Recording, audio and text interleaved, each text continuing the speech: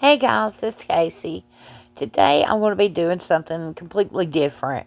I'm going to be doing fabric draping. I'm using Aleene's fabric stiffener and draping liquid and bone black pigment from Purely Pigments from Color Art.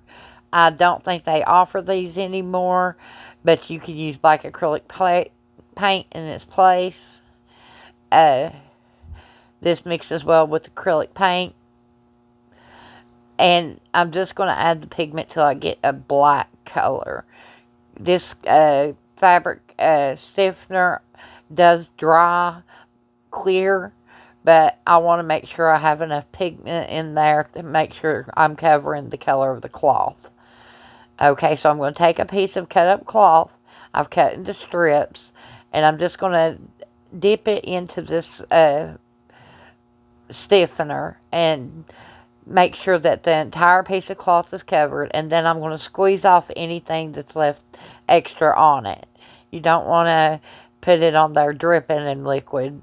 You want to get as much off as you can.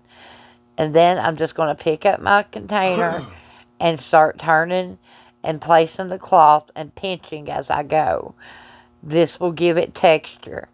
That's what you want to do, is you want to pinch your cloth so that you get texture in the end. Okay, and it will stick automatically to resin or plastic or glass. It'll bond to most anything.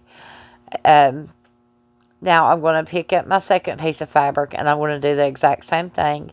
I'm just going to dip it in the fabric stiffener, draping fluid, squeeze out any extra, and drape it on the bottom part of this bowl. This is a little pot that I made with resin, and it's old. It was full of bubbles. I wanted to revamp it and turn it into something that I could enjoy. And I'm going to go through now and find some strips of fabric that are smaller.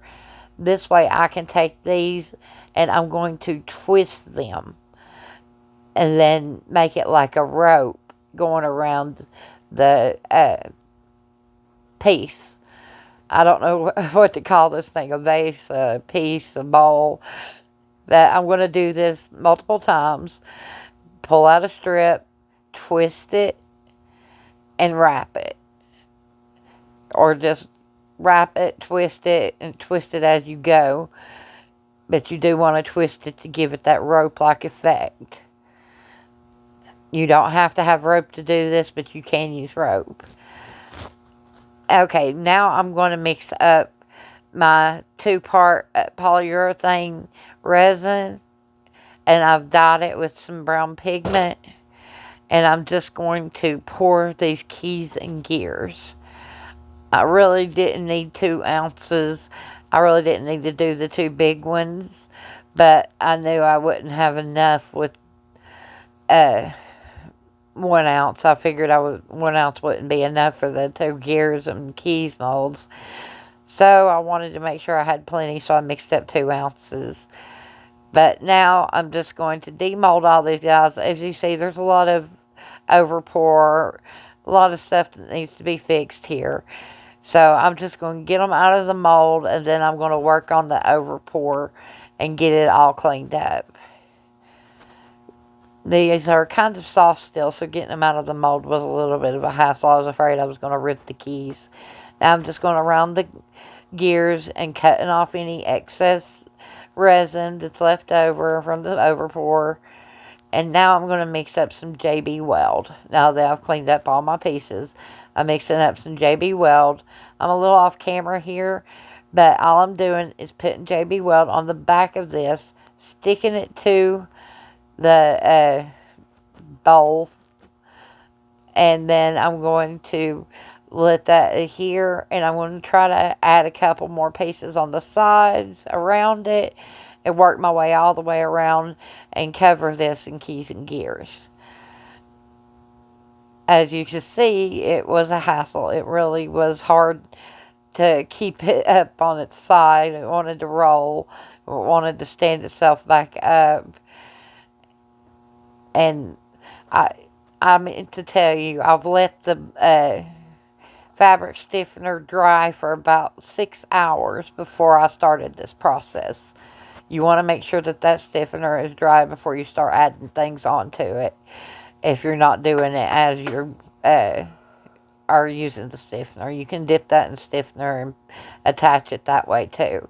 Okay, I painted the entire piece black, and now I'm going over it with some white acrylic paint and just highlighting everything.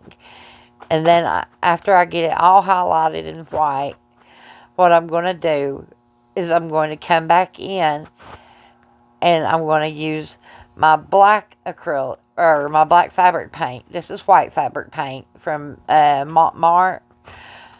And now I'm going to use the black, and I'm going to go back in and I'm going to highlight some more areas to bring the depth back out.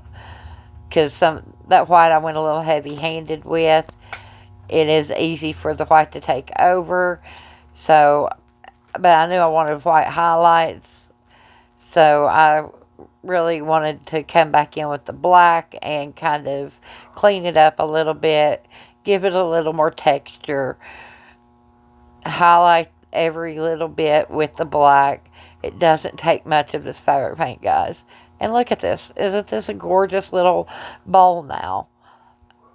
It's completely different. I absolutely love it. I think it turned out gorgeous. I hope you guys do too. Here is a few pictures I've done of it. If you guys haven't, please take the time to like, comment, subscribe. I love you guys, and I appreciate each and every comment, and I love to hear from you. You guys have a beautiful, blessed day, and thank you for hanging out with me today.